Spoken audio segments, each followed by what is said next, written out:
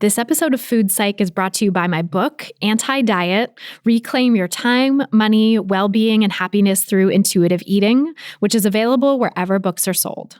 Just go to christyharrison.com/book to order it now. That's christyharrison.com/book. Welcome to Food Psych, a podcast about intuitive eating, health at every size, body liberation, and taking down diet culture. I'm your host, Christy Harrison, and I'm an anti-diet registered dietitian, certified intuitive eating counselor, and author of Anti-Diet. Join me here every week as I interview interesting people from all different backgrounds about their paths toward peace with food and their bodies. And by the way, on this show, we bleep out diet culture stuff like weight and calorie numbers, but we don't censor swear words or other adult language, so listener discretion is advised. Anti-diet revolution, we're for health at every size. Eat the foods you like. Food Psych. Hey there, welcome to episode 258 of Food Psych. I'm your host, Christy Harrison, and today I'm talking with body liberation coach Tiana Dodson about how scarcity from poverty and her mother's dieting affected her relationship with food, how she eventually began accepting her fatness and healing from disordered eating, her journey from health coach to body liberation coach, body partnership as an alternative to body love, the 4-step framework of her Fat Freedom Foundation program, and so much more. I can't wait to share our conversation with you in just a moment. Just a trigger warning for this episode that Tiana says an anti-Black racial slur that she was called as a kid. It's at about 24:10 to 24:12 of this episode, so you can just skip those few seconds if you think that might be triggering to you. Before we dive into the interview, it's time for Ask Food Psych.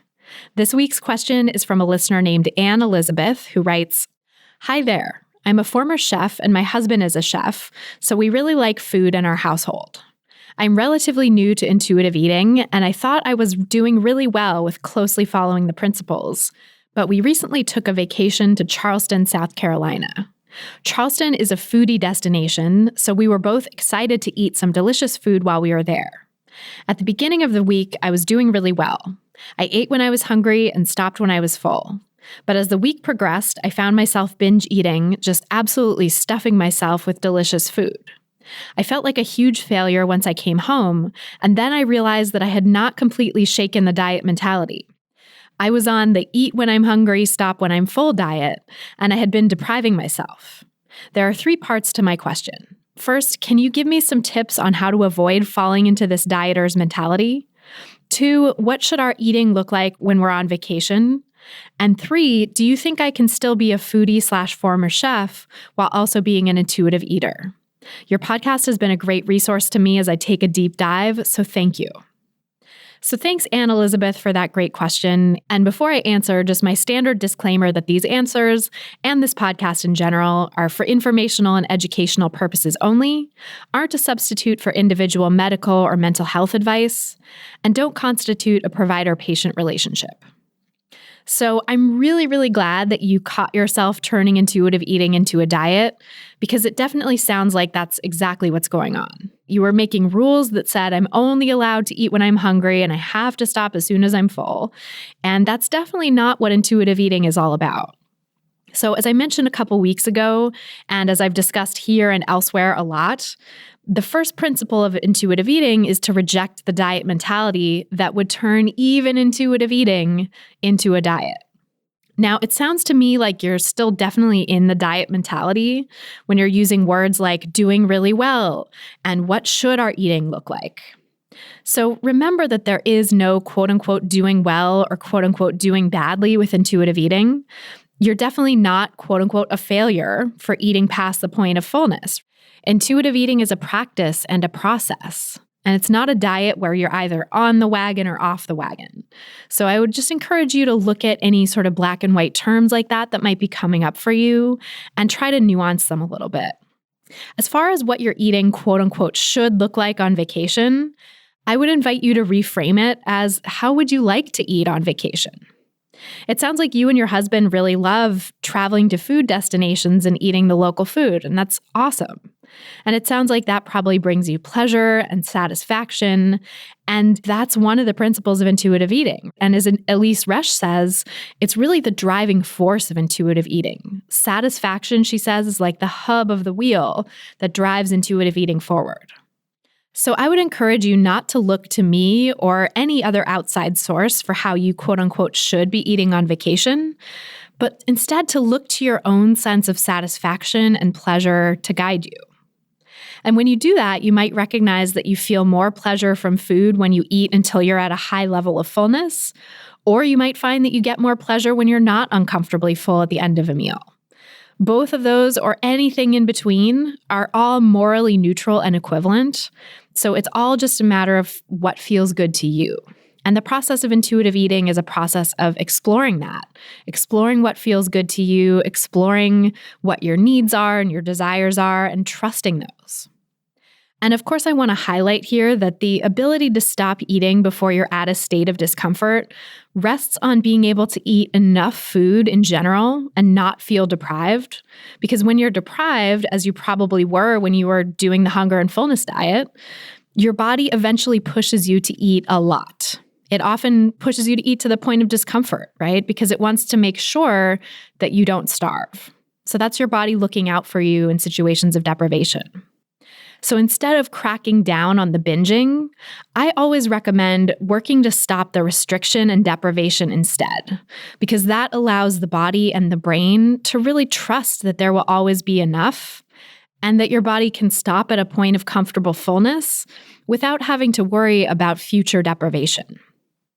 I also want to add here, even though it sounds like you and Elizabeth, who asked the question, are food secure, if there's anyone listening to this who is experiencing food insecurity, which means lack of reliable access to food due to economic deprivation, then addressing the food insecurity is going to be key to helping stopping binging as well.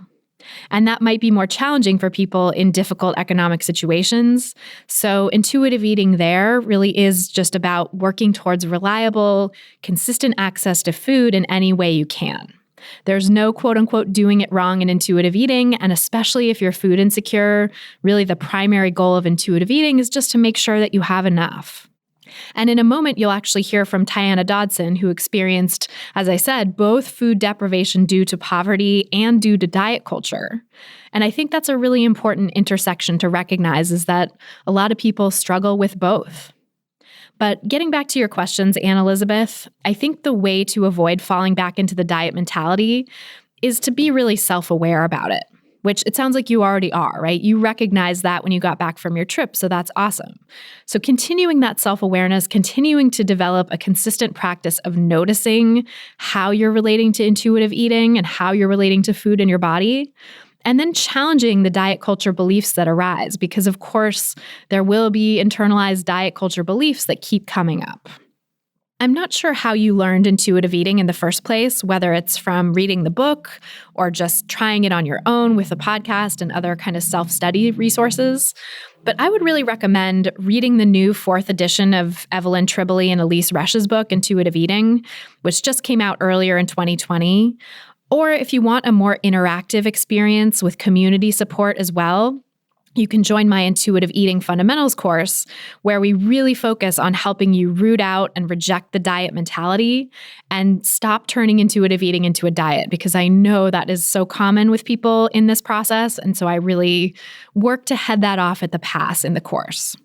So if that's of interest, you can learn more at christyharrison.com/course, and we'll put links to that in the show notes as well. Finally, I want to just reassure you that you absolutely can be a foodie and former chef while also being an intuitive eater. And in fact, I know many folks who are, and in some ways, relearning intuitive eating, the intuitive eating skills that we're all born with, can be a little easier for foodies and chefs because they already have a strong connection to the pleasure and satisfaction of food, which really, again, is the driving force for all the other principles of intuitive eating. And by the way, I just want to say, because we're talking about the principles here, and I noticed in your question something interesting that came up. So the principles aren't things that you have to check off a list in order to be quote unquote doing it right. They're just ideas and practices that are helpful for moving from rigid diet culture thinking into a more flexible, connected relationship with food. So I've seen some people critique intuitive eating because it has principles. And, they think that the principles are like another diet to follow. You have to do these 10 things, right? These 10 steps, which really isn't the case. So you can turn intuitive eating principles into a diet. People do it all the time. And Elizabeth, you mentioned that you were turning hunger and fullness into a diet. I think maybe it was not just that, but maybe some of the other principles as well, because you said, I was doing really well with closely following the principles. So it sounds like maybe you are turning the principles themselves into a diet. And I just want to say the principles of intuitive eating are not like religious teachings that you're supposed to closely follow, that you're like aiming to get as close to the letter of the law as possible. The intuitive eating principles are more like skills that help you get where you want to go. They're just helpful tools and strategies, and they help you get back to the peaceful, instinctive relationship with food that we're all born with. And once you do that, once you get back to that place of feeling really at peace with food and connected with your body, not that it's like this smooth sailing thing forever, but generally speaking, people are able to let go of thinking about the principles at a certain point and just live, just eat, just let their body and their brain guide them and not have food be a big deal. But in order to get back to that place where it's not a big deal, where you can just let go and let your body and your brain decide what you want to eat and not think twice about it, you kind of do have to go through a process of unlearning diet culture. And so those 10 principles are that process, are that skill set that you need to unlearn diet culture. So I hope that's helpful. And if you want to submit your own question for a chance to have it answered on an upcoming episode, you can go to christyharrison.com/questions. That's christyharrison.com/questions. And if you want to ask me all of your questions and have me answer them every single month, so much more quickly than I can do here, then come join the online course I just mentioned, Intuitive Eating Fundamentals, because there I do a monthly Q&A podcast that is just for course participants, where you can ask me all of your questions and listen to hundreds of answers that I've given to other people in the course already. There's hundreds of people in the course, and they ask multiple questions often every month. So you really get all of the nuances and sticking points of intuitive eating addressed.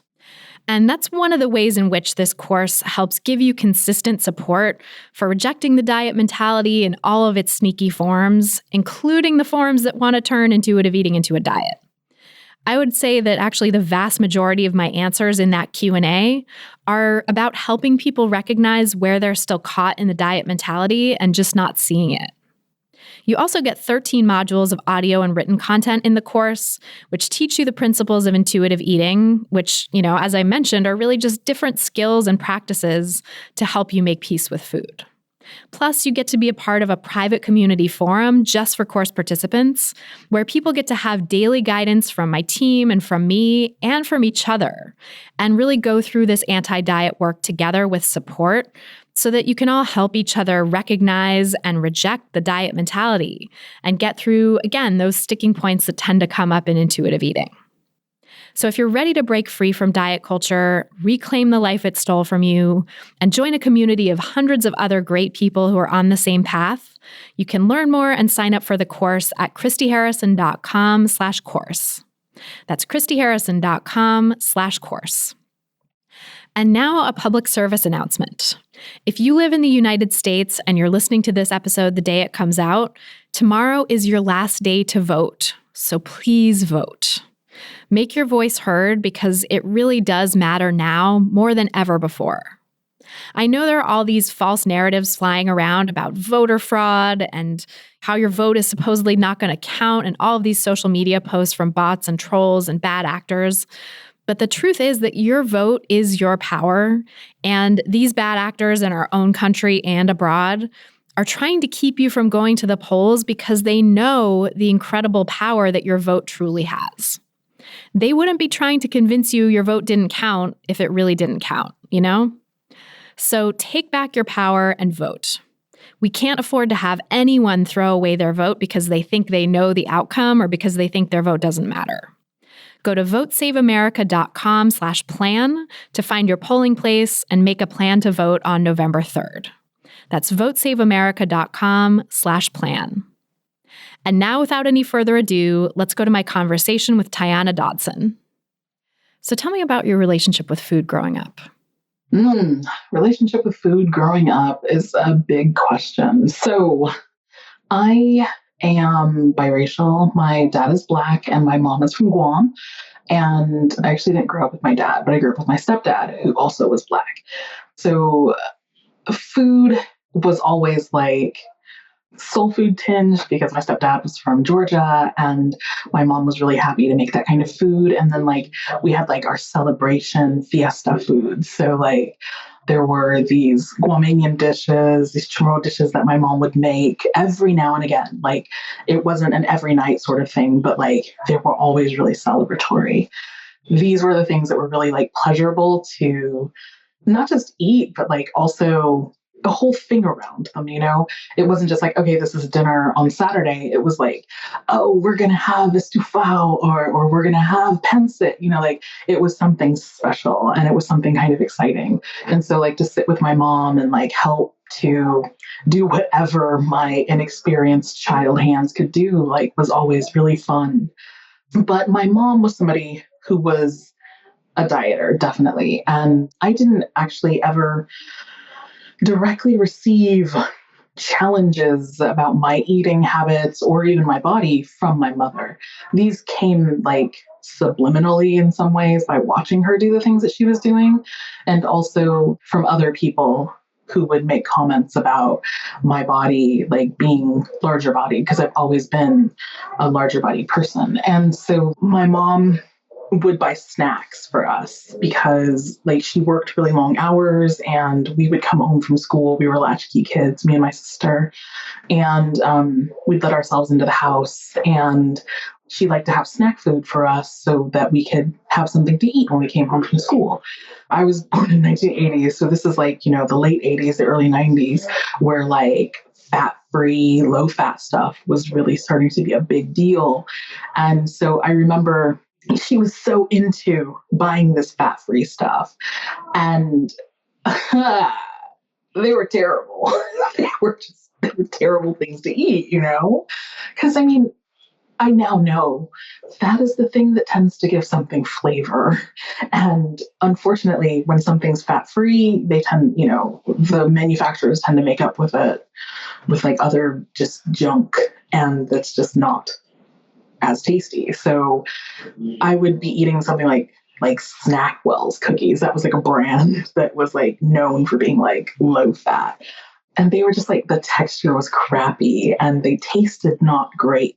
But like you would eat it because, well, this is all that is available, you know? And it's not like we were rolling in dough or that we had like food flowing out of our cabinets, because we were pretty much hand to mouth poverty situation growing up. So, you know, you had to be thankful for what you had.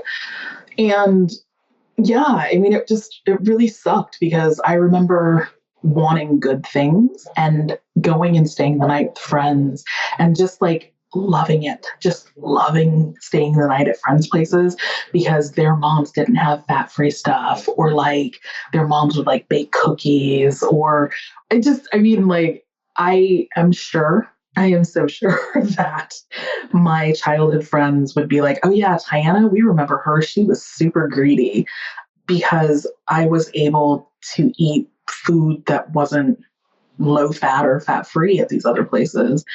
And I definitely enjoyed that. So it was not great, my relationship with food. There was certainly binging habits and like, you know, just because of the restrictions that were put upon me at the house where I grew up. And my sister was also somebody who didn't eat very much. She was, I guess you could say, a picky eater. So she wouldn't like finish her food, but also we weren't necessarily food insecure as a family, but we didn't have a lot of money. So food made, you had to clean your plate. Like that was something my stepdad was really big on. So a lot of the times I would finish her food for her so that we could get up from the table. And I mean, that wasn't helping me either. This was just all setting me up for making sure that I had a disordered relationship with food for the rest of my life. Yeah, it sounds like you really got into that restrict binge cycle early on from the deprivation that was imposed on you. Oh, yeah. I mean, I don't have a lot of memories of school lunch, but I remember like you just don't leave food on a plate. Like it's there, you eat it. And so I'm not really a picky eater. I never really have been, but it wasn't the greatest thing ever. That binge restrict cycle, that was really not great. Yeah, it sounds like you were really struggling in your relationship with food. And that's so common. I hear from so many kids who were imposed on a diet so early on that like they would go to friends' houses and just be that one kid who was like always going back for more and felt so greedy. And it's like, oh, that's so understandable though when you're so deprived. And it's so sad that it becomes a source of shame. For sure. I mean, the worst part is like, I do have to say that I am fortunate in that way that nobody actually put me on a diet. But my mom was dieting. So as long as my mom was dieting, everybody was dieting too. And like I said before, she never directly criticized me or put me on a diet or tried to curb my habits as far as food or exercise were concerned. But like, I would see what she was doing. And I would hear comments like that my stepfather would make about her and her body. And it was like, okay, I'm bigger than her. Or like I'm shaped like her. So if she's a problem, if this body is a problem, then clearly my body's a problem. And so like, she would have like dieting stuff in the house. I remember she had this like gum that you're supposed to chew and somehow it makes you lose weight, like magical stuff that you get from infomercials. And I remember like, she tried it and then like she didn't continue it. Like most diet things, you try and you don't continue. And I was chewing this gum, and of course it probably wasn't in any way appropriate for like my 12-year-old, but like I'm doing it because I need to lose weight. I can't be fat. Like that's bad, that's what everybody's telling me. And she drank, so I was drinking, and just like anything that she had lying around, I would see her like doing a certain exercise, and I would be home and I would like be in my room, like trying to copy what she was doing. Definitely it's something that I think a lot of people don't think about when they're like, oh, I don't criticize other people, but it doesn't matter if you're not criticizing them. They still get the messages from watching what you're doing. And that's exactly what was happening with me. That's so well said. And it's really sad to see how parents try, right? I'm sure she was trying her best not to make you feel bad about yourself. And yet her own behavior and that comparison is so natural, right? Thinking like, well, I'm shaped like her or I'm bigger than her. And so if she's trying to lose weight, what does that mean about me? It's kind of inevitable to take those messages from something, even when someone's just like talking about themselves and focused on themselves and not trying to impose it on anyone else. That's right. That's right. Did you ever have people at school or like friends in your life stigmatizing you for your weight as well? Or was it really mostly coming from the home? So many other places. Oh my gosh. We changed schools when I was in kindergarten or second grade. I'm sorry, I can't remember exactly. But we started going to this school and there was this boy that I liked. And I was 6 or 7 or something. And he was just, oh God, he's so cute. And he would run around and he would like come and run around circles around me. And he called me a fat jigaboo. And that was like the first time that I remember having another kid call me fat in a negative way. And I remember like it was freaking devastating because like I liked this boy. And in spite of the fact that he was calling me names, I still liked him. But like to this day, like I still remember that he used to call me that. And that was like what he called me. It was terrible. And like racialized too, right? Yeah. Now that I know, I know now it's a racialized word, but I mean, at the time I had no idea. It just was like, that hurts. And that really sucks that you don't like me and you're going to call me names. Then there was like, I changed schools again. And this was third grade. And for whatever reason, when I got there, they were reading a story about the Titanic. And I was introduced to the class. You know, my name is Tiana. And there was a boy who we later became really good friends. And actually, we're still connected today, though we don't talk very much. But he started calling me Titanic because he couldn't pronounce my name. And that was really suck. I mean, that was really hard for me because it's like I'm new at this school. I'm painfully shy. Like I was painfully shy until maybe about the ninth grade. But I was like painfully shy. I need to make new friends. I'm like such an outsider here. And as soon as I walk through the door, you label me the biggest ship in history. And I'm just like, oh, why? Oh, God. And it sounds like it was kind of an inadvertent slur, maybe too, an inadvertent weight stigmatizing statement. But still, it hit you in that way. That was so painful. It was terribly painful. And I mean, the thing that sucked was like, he was a nice kid. He was sort of poking fun at me, but he wasn't doing it maliciously like the other boy had been doing. The other boy was definitely being malicious. This boy was just like, your name's funny and Titanic's a funny word and they kind of sound alike. So that's funny to me.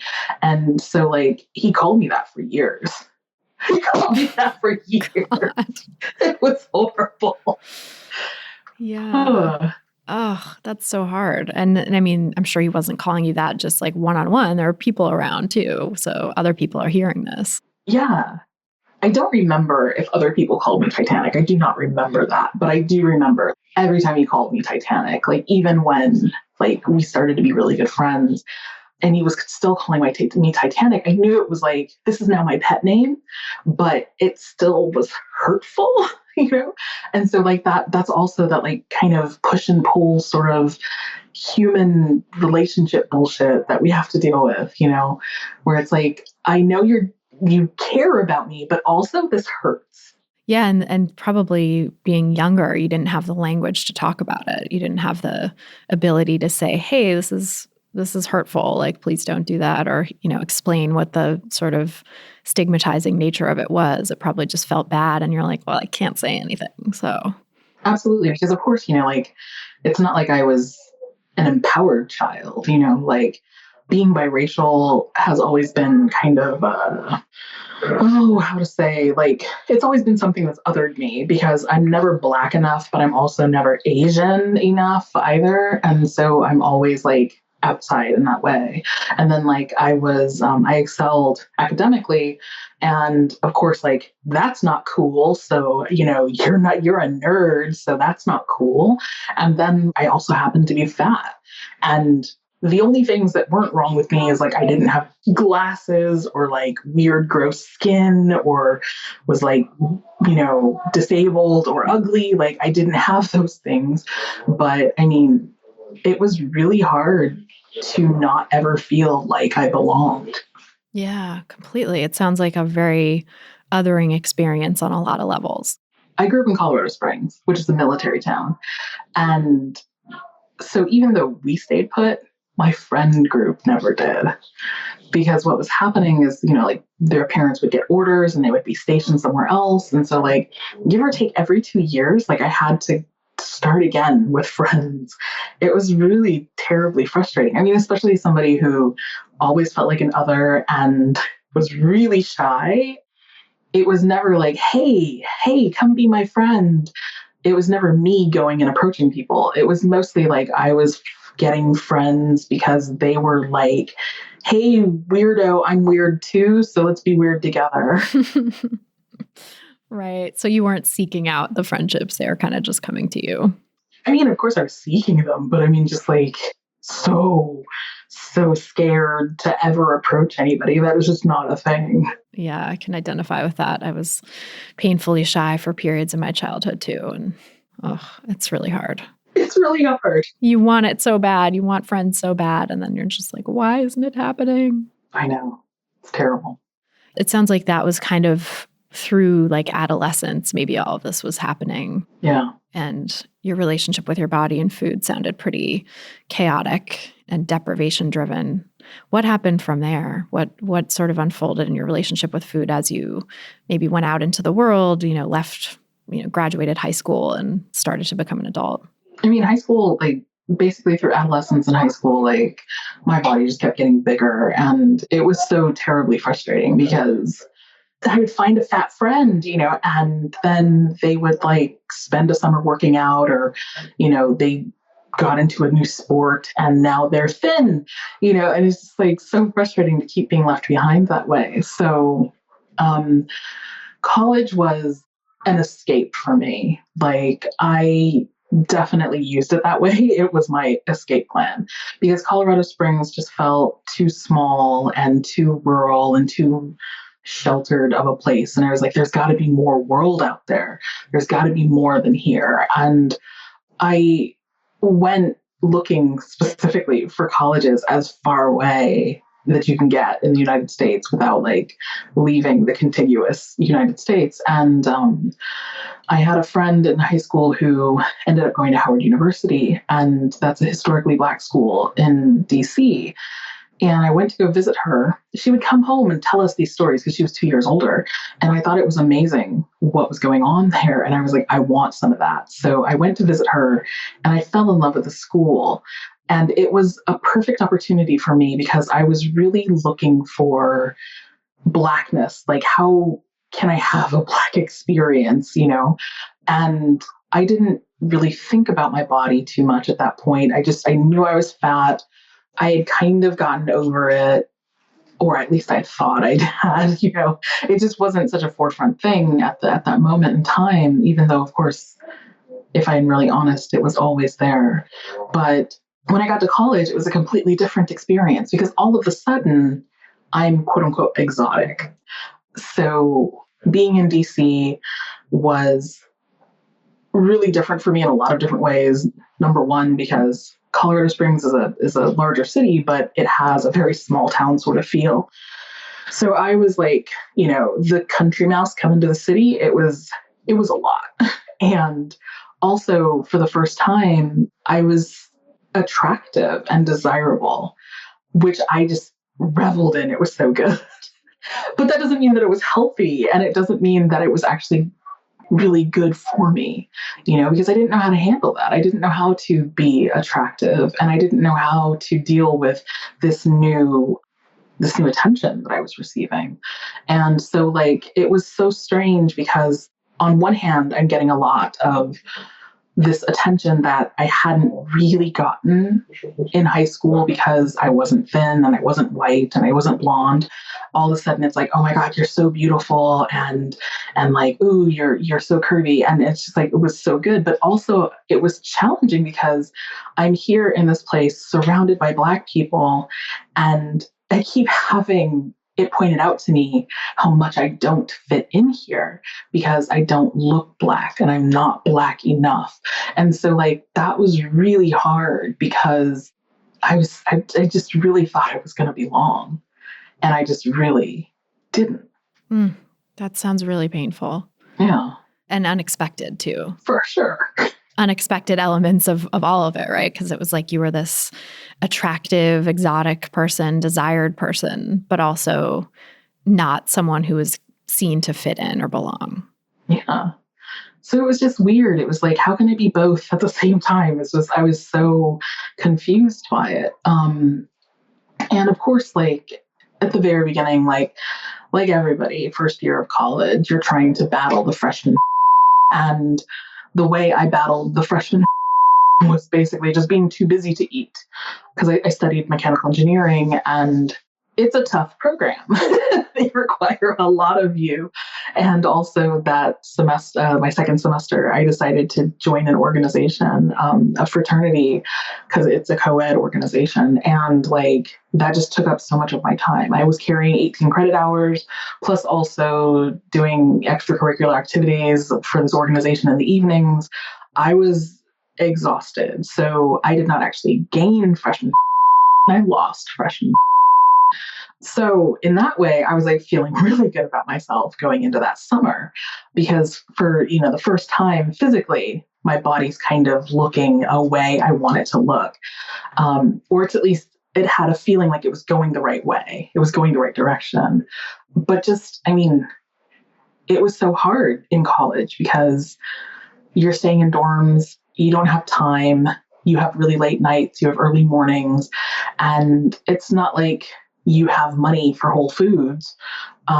So like I was like surviving off of like, and that was it. So, my body was getting larger in spite of the success, I guess, I had the first year of school. And that was really frustrating because it's like, how do you change this? And even though I was trying to diet, it was just so hard to do because your schedule, like you're just so busy. There's just so much going on and you kind of have to eat what's available because you can't have a salad in your backpack all day. That's just not a thing, Right. So there's this sort of initial inadvertent, unintentional weight loss and quote unquote success. And then the sort of realities of life brought you back. That's right. And I think unintentional weight loss, this is something I see a lot with clients and with people in my courses and stuff is that, there might be some unintentional weight loss that occurs for someone in a situation like that where they're just so busy and they forget to eat or whatever, grief or other life situations. And then they sort of expect it's going to stay off. Like somehow it's like, it's magically just going to, and I remember this in my dieting days too, where there would be some unintentional weight loss and I'd be like, well, this is going to be how it is forever. Yay. I'm, finally at my goal weight or whatever. And like, of course not. Of course, your body just wants to get back to where it was and sometimes gain more weight because it was starved and deprived. But that comes with so much shame in our society too. Oh, for sure. For sure. So finally, like when I graduated school, and I got out into the world and I had my job. I was an engineer. Like it was so prestigious. I was like, yes, I arrived. I was like, I've got a salary now. I've got my own place. I can cook my own meals. I have a normal 9 to 6 situation. I'm going to focus on being healthy now. But of course, like all I meant was, now I'm going to lose weight. I'm going to lose all this weight that I gained these last few years of school. That's what I meant. And so this started like a really big foray into dieting, like really formal dieting. This is when I joined Weight Watchers for the first time. And I say for the first time, and I know it's not uncommon for people who do stuff like join Weight Watchers, but that was the first time I joined Weight Watchers. And I was like so faithful and I lost a bit of weight. And it got to this place where people started making comments about it at work. And it was so uncomfortable. It was so uncomfortable for me. I couldn't deal with that because I was one of the very few women. I was one of the very few people of color. And I was one of the very few young people at my job. And I just already with those things, being an engineer and not like a secretary or working in HR, there was already a lot of attention on me, or at least I felt that way. And so like having people also now commenting on my weight and my body just really felt invasive. And I didn't know how to deal with that. So what did actually happen was I started to sabotage myself and I stopped going to Weight Watchers and I canceled it eventually and started gaining weight again. So essentially what I was doing was like, okay, I can't deal with the Weight Watchers and I can't deal with all these conversations, but I'm going to start running. And so this started me on the next part of my dieting journey, like my hardcore dieting journey, which was I'm going to work out a lot. And so like I started running with a work friend during lunch and like trying really hard to like eat salad for lunch and like going to the gym times a week. Like I was on it. So I was like super fit, but I was fucking miserable because I couldn't deal. Like, it was just like, I can't do anything. This is just horrible. I spend all my time at the gym. And I always have to wash clothes because I'm a sweaty person, and just trying to keep up with my salad habit. Like, and I wasn't losing any weight, but I was like kicking ass at the gym. So I don't know. It's just like, it was like good in a lot of ways and also bad in so many other ways. But in the end, it was just so disordered. And that was really the whole issue. Yeah, it sounds like it was super disordered and it kind of took over your life. Like it was crowding out other things you might have wanted to do. For sure. I mean, there were so many things. Like, a friend at work invited me to a birthday party because she was like, there's this man that I think you should totally meet. You guys will get along so well, because I was single at the time. And I couldn't go to the party. I couldn't go to the party because I couldn't figure out what to wear, because I needed to wear something where I didn't look fat so this man would like me. And so I didn't go. I just remember like sitting on my bed with my closet door open, just staring at my closet and trying to compose in my head like the text message that I would send to my friend to cancel. It was really shitty. It really did not feel good. Yeah, that's so sad. And I can so identify with moments like that too. I feel like most of us in diet culture have probably had some situation where feeling too large stood in the way of some potential happiness. And then the added experience of actually being a larger bodied person and having the external weight stigma that you have to deal with, and maybe the fear of that too, of like, if I look fat, he's not going to like me, of the potential of someone actually saying something weight stigmatizing or mean to you, is additionally oppressive. And how fucked up is that like, that we're so prevented from doing these things that could be wonderful by self-stigmatizing thoughts. Exactly. And the funny thing, I mean, the whole really kind of underlying funny thing of the situation, like not haha funny, but like sad funny, is the fact that like I'm worried about looking fat. But the fact is, like, I was so fat. Like, there was nothing that I owned that I was going, there's nothing in the world that I could have put on that would have made me look thin. Because I've never been a small body person. I've always been a larger body person, and I've always been fat, and so it's just like, look here, fat girl, there's nothing you can wear. Like, there is no corset strong enough to displace enough fat to where you are not going to be fat. Like, you're fat, And so it took me a long time to get to that place where I was like, that's right, I'm fat, period, and like not have that be, but or if I could, sort of thing. Yeah. What was that process like of getting from the place of like sitting on your bed, keeping yourself from going to this party, like thinking about what you're going to send, what excuse you're going to text your friend, to like owning the word fat and feeling like there was no if ands or buts about it, that you could just own your fat identity? So it's actually a long story, but as I expected. I'm going to jump to kind of the inciting incident, I suppose is a good way to say it. So it took a health coach, actually. And this is not the beginning of the story, but this is where I'm going to start. I went to a talk about detoxing because this was the early 2000s and detoxing was a thing. And so I was like, detox sounds good. I think I need one of those. Let me go learn. Paid $15 and I sat there for an hour listening to this health coach tell me about how detoxing is going to fix all my problems. She offered a free health history as a reward or something for being there. And I took her up on the system, on the offer, because I had nothing else to do. And health, yes, that's what I'm focused on. Absolutely. As code for weight loss. And so I go to the health history appointment, and she connected two things that I had never, ever thought were connected together. I would have never done this. I mean, probably now I would have made this connection, but at the time, like, it was like mind blowing.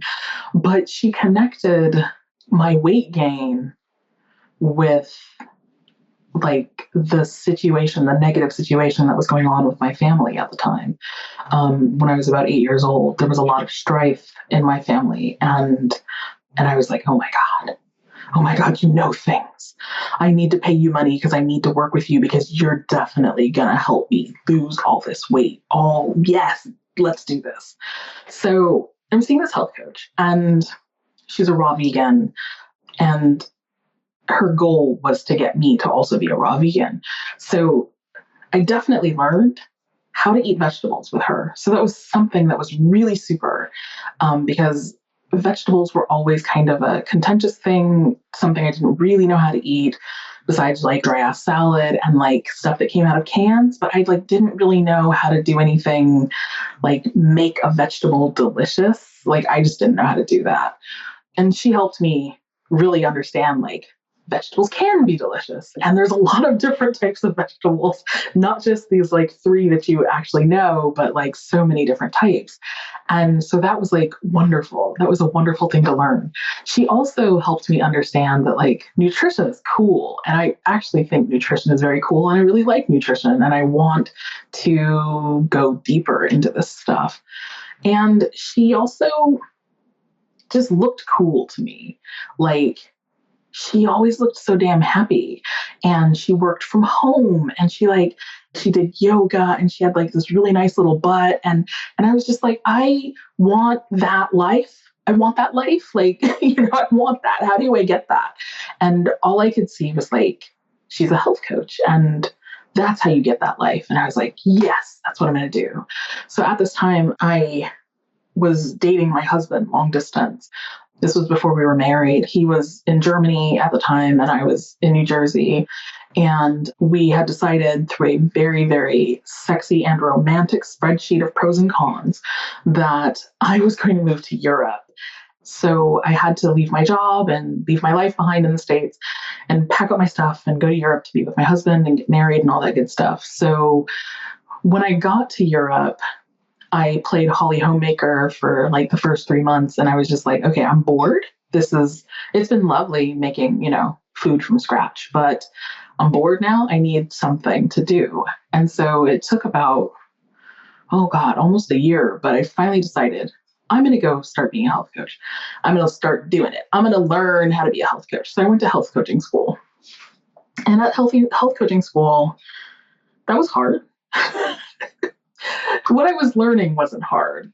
What I was doing wasn't hard, but it was really hard to show up as a fat person who wasn't actively engaging in weight loss practices. That was something that started happening while I was going through this training program, because I was promised at the very beginning, you will have a transformation. And so I automatically assumed transformation was going to be take me out of this fat body and put me in my thin one that I've been trying to get to all this time. But actually the transformation was realizing that actually my fat body was not really a bad thing, and starting to question why everybody kept telling me it was. So I was like, okay, I can't be wrong, can I? Because everybody's saying like I should be so sick, and I'm like not sick. And what's going on here? Like, why? What's the problem?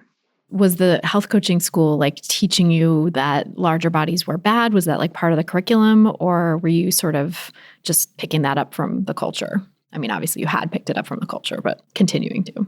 The culture was 100% like, you need to lose weight because weight loss is the thing you need to do to be healthy. I mean, health coaching in general tends to sell that like very shiny diet culture flavored version of wellness, which is a thin body is a healthy body. And you achieve that thin body and you achieve that health by eating quote unquote good foods and working out and drinking water and green smoothies and just losing all the weight that your body is willing to lose. And like, so it was hard to kind of have my foot in that world. And like, I mean, I guess I kind of believed it at the time because it's something that I had believed up until that point.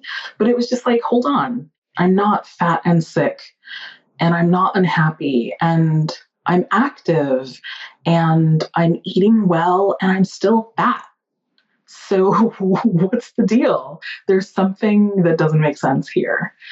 So I went to the internet, like you do nowadays, and I did the research and I tripped upon a bunch of people who were out there blogging about health at every size and fat positivity. And I was just like blown away because I was like, this is a thing. I can't believe this is a thing. So I bought the book Health at Every Size and I read it, highlighter in hand, just highlighting pages and pages and pages.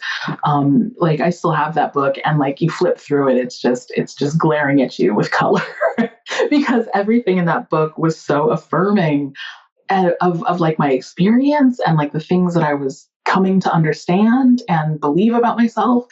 And I was just like, oh, it's a thing. But by then, I had started practicing as a health coach. And my first few clients were all basically just weight loss clients, like they were all trying to, like eat healthier and help motivate me to work out. But essentially, like the goals all boiled down were just like, how do I not be fat? Or how do I get unfat? And I had to stop seeing them. So like I ran out all of their contracts and I had to stop seeing them because my point of view had changed so much. And I just couldn't continue to be pushing this false idea that losing weight is the thing that's going to make you healthier and happier and a better person, because I had this new world unlocked.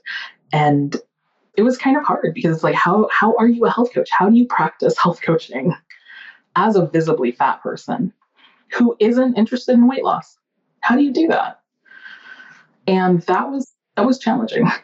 Yeah, I'm so curious about that because especially like at the beginning of your coaching career, it was probably hard to make a niche for yourself when you were just coming out of this super fat phobic coaching training. And the world is so weight stigmatizing that I think a lot of people, I have folks that I do like trainings for other dietitians and health professionals and stuff on like communication and marketing for anti-diet professionals, and have definitely heard from some folks in that program who are fat who say like, how do I make a niche for myself when it seems like all the people doing this work are thin, and that like, there's so much pressure to market and sell yourself as this picture of quote unquote health, which is of course thin in our society, right? Right. So actually what happened was I decided to run straight toward it and just embrace the fuck out of it. So I came out the gate as the fat health coach. And that was in some ways just so not like me. I mean, that's not who I was at the time, like to be in your face, like that just wasn't me. So it was really hard to market it because though I believed it and like in private, I was like, yeah, I'm the fat health coach. Ha ha ha. Fat and health in the same sentence. Yes.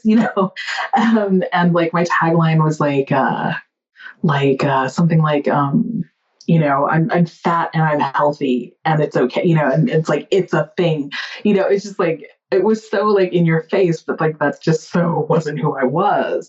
So I struggled under that. And like, I did not do very well financially or otherwise, I suppose, even though I was like really moving toward fat activism and really embracing, I suppose, more fringe things, moving away from the more normative practices of health coaching. And it was hard because I was like, when I'm meeting people in Facebook groups that are like, fat positive, they're like super excited that I'm a fat health coach. Like feedback I was getting was like, oh, it's so awesome to know that there's somebody out there just like us who, who's doing this work. That's so awesome. But I wasn't getting any clients, and it was just like, okay, like, what am I doing wrong? And I tried all kinds of things and it just like nothing really landed. So I was like, it's got to be the brand, it's got to be these words together that just aren't really communicating what I'm doing, or maybe they're not reaching who they need to reach. I don't know. So I started asking around in different business circles and business communities, like, what do you think about this? What does this say to you? And the last piece of feedback that I got really decided me like, yeah, this is not what you want to be saying because it's not doing what you need it to do, really. Which was, so it was one guy and one girl. One guy says, I think you're being really divisive, when you're using this word fat. And I don't think you should be using that. I think that it just sends the wrong message. And I'm just like, yeah, of course, you're a white guy. Of course, this is what you're thinking. You don't understand where I'm coming from. You don't know anything about my business except for what you see here, which is fine because that's exactly what I was asking for. And that's your response and that's your reaction. And that's exactly what I needed to hear. So the girl comes on and she's like, well, I mean, I think I get what you're trying to do here. You're being like self-deprecating and you're trying to be like vulnerable. And I see that, like you're really trying to like really be really like real and like bring people towards you. And I was like, okay, you also don't get it because I'm not being self-deprecating. That's not what I'm doing at all here. I'm stating fact. Like, this is not a joke. This is real. I'm a fat fucking health coach, period. Come on. So then I was like, okay, clearly people just don't see it. And that was like the answer that I needed. We need to move away from this. As much as I loved it, it was a struggle to practice under it, but I needed to change it. Yeah, it said what you felt, but not necessarily what was going to bring people in the door, which is always so challenging in this work, right? This marketing of like, how do we stay true to the fat positive, health at every size message, but also bring in people who maybe don't understand it, but are looking for it and they just don't know they're looking for it. That's right. So that's when One Beautiful Yes was born. I paid somebody for that one. And One Beautiful Yes just sounds so damn good. It really does. It's so evocative. I know. And that was the thing. Like, I fell in love. Like, this wasn't an organic, like, Tiana came up with this in the middle of the night, woke up with the idea. It was like the collaboration between me and the coach at the time, just tossing things out there and seeing what stuck. And One Beautiful Yes just sounded so good. So we rolled with it, I was like, yeah, let's do it. And so she gave me a brand. Like, she gave me a suite of colors and like I took some photos and we threw it together and it was a beautiful website and I absolutely loved it. The words I worked on with a copy coach and like I was so proud of what it was. And I functioned under the umbrella of One Beautiful Yes for like 2 years or something. But One Beautiful Yes didn't actually mean anything. And I kept being asked by people, like, what does it mean? Tell me the story. Oh my God, I need to know. And so I had to like figure out a story. And I was like, okay, look, if you have to figure out a story for your fucking brand, clearly there's a problem.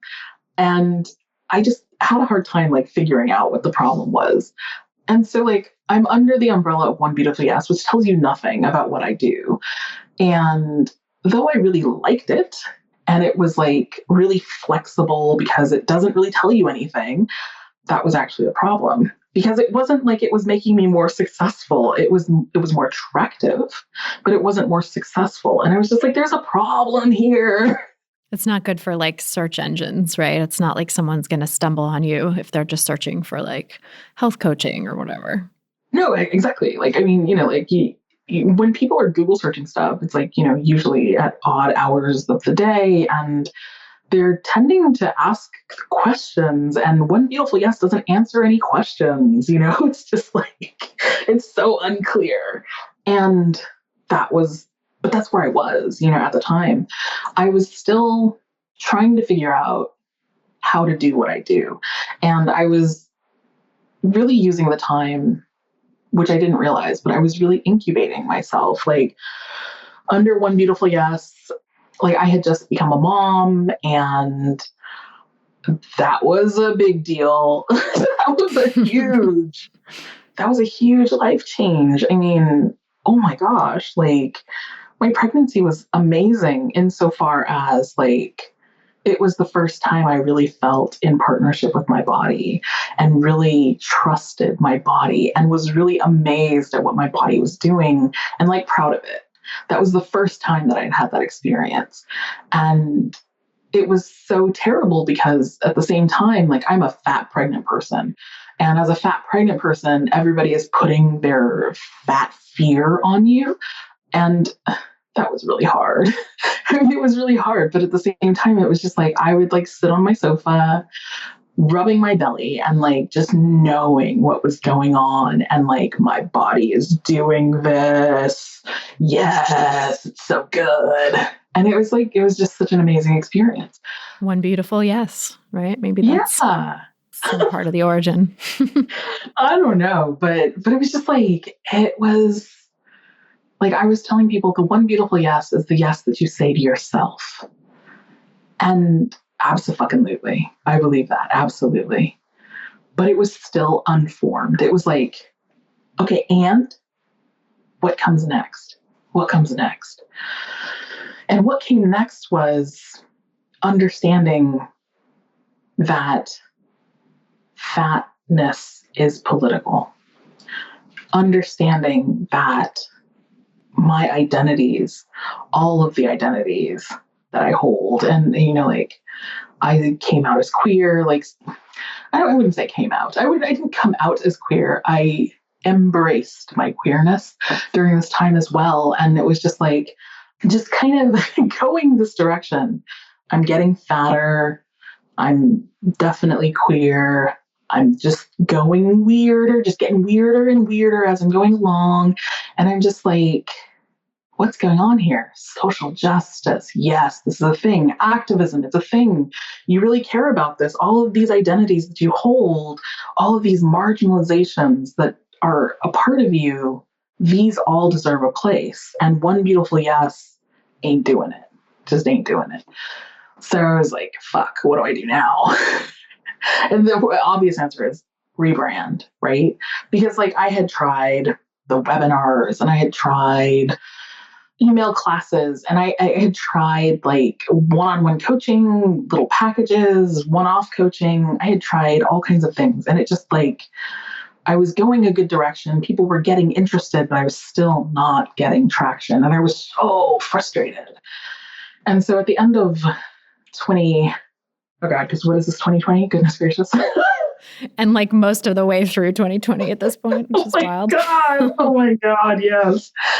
So it's like the end of 2018 and I'm just like, okay, this brand isn't doing it for me anymore. But then I was just stuck because I was like, I don't know where to go. I don't know how to do this. I don't want to put the money or the time or the effort into doing like a rebrand the way that quote unquote the marketing people say you're supposed to do a rebrand. So I was just like, F it. We're just going to do what we do. And we don't care what brand we're under. We're just doing stuff. So I just started using colors that felt good to me. That's when the orange started showing up and the pineapple and the pictures of the water, because those things called me and they just feel good. So I just started to do things that felt good. I was like, you've been trying to be perfect and polished for so long. That's not working for you. And also it doesn't feel good. So just be human, be vulnerable, be real. And I was like, okay, this is fucking hard and really scary, but you're going to do it, And that started to feel so much better when it was just like, you don't have to be perfect. I mean, like I have this little podcast. It's got 11 episodes or something. And the great majority of the episodes are scripted. I'm reading a script, and it's just like, it takes so long for me to put that script together, to read a script for 11 minutes. I mean, oh my gosh. It was just like, just how do you just do what you're doing from the heart where you really want to be doing it? And I stopped trying to be perfect and I started playing more and doing things that felt good. And so that was 2019, like just the struggle between how do you do what feels right, but not get pigeonholed into a thing. And it was a lot. It was a lot. Yeah. And sometimes you have to just do what feels right and try it for a while without being pigeonholed into a thing to like discover your thing. And then it's like not pigeonholing, it's liberating because you're like, oh, this is my thing. Like I have this and I'm going to move forward with this. Exactly. And that's when I was like, because I used to be a fat health coach. I used to call myself a fat health coach. And then I was like, I'm not a fat health coach because though I am fat, that hasn't changed. I'm not really doing health coaching, not the way that health coaching tends to come across in this world. I'm doing something else. And that's when I started calling myself a body liberation coach, because I realized that's exactly what I'm doing. My work is not about coaching fat people to health, though it is. My work is about working to help people find liberation in and with their bodies. And like, I center fatness. I center as much marginalization as possible because we need to center the marginalized people, because the more we center, the more marginalized, the more space is made for everyone. And that just feels amazing. Like it has just felt so good, and things have really changed for the better. And like, I just feel so myself in doing what I'm doing, and I just love it so much more. That's such a good feeling. I'm so happy to hear that. And I know you have a brand now, or not a brand, a course or a program called the Fat Freedom Foundation, which sounds like it really aligns with these things that are your priorities now. Can you talk a little bit about that and what the Fat Freedom Foundation is? Oh, totally. So the Fat Freedom Foundation is something that has been struggling to be born for like 2 years. It started as Live Your Best Fat Life. And Live Your Best Fat Life is something like I really believe in right now. Like, I've got stickers, I've got a mug. I'm really excited about that phrase, because the long and the short of it is like, that's what we all should be doing, right? Living our best fat lives. And when I say fat life, I'm not only talking about fat people living well, I'm talking about everyone living well, because fat also means abundant. We should all be living in abundance the best way we can, because of course the reality is we still live under capitalism and under a number of oppressive systems. So how can we live our best, most abundant ways under these, while also subverting them and eventually breaking them down? So I have a 4-step framework that apparently I've had for a really long time and just had not named it or known it, but it's a 4-step way that I hold my clients and people who work with me through their journey toward body acceptance, or body partnership, really. Because for a long time I was saying, let's get to body love, body love, body love. But then I realized how harmful that was, because it's aspirational, which is not in and of itself a bad thing. However, by commanding that people find ways to love their body, we are also neglecting people who cannot possibly, or who may not possibly be able to get to a place where they love their body because they have body-based traumas, or they suffer with dysmorphia or some kind of chronic illness or something like that. And so like, we are excluding those people when we say you have to love. And so I was like, let's talk about acceptance, And then I realized that even these people, some of them will never get to a place of acceptance. But if you can get to a place of partnership where you can respect your body and listen to your body and give it what it needs, then that's an amazing place to be already. So working through my 4-step framework for body liberation, step 1 is education, because you need to know the systems that you're working against, because you cannot fight what you do not understand. The second step is reframing, which is basically you take all those stories, the voices that are in your head, the things that are telling you that what is right and what is wrong, and you interrogate them. You get rid of the ones that don't help you, and you reframe the ones that can help you into ways, or into messages that move you forward. The third step is self-care and resilience building, because you've done all this great inner work, but unfortunately, the culture around you hasn't changed. So you need to be able to take care of yourself and get good at going out with this new mindset and way of being in a world that is hostile to you. And then the fourth step is advocacy, because you've done all this work and that's great, but we are not on our own. We are all part of so many different communities. And if you cannot move forward and show up for your community with these changes, then why even, you know?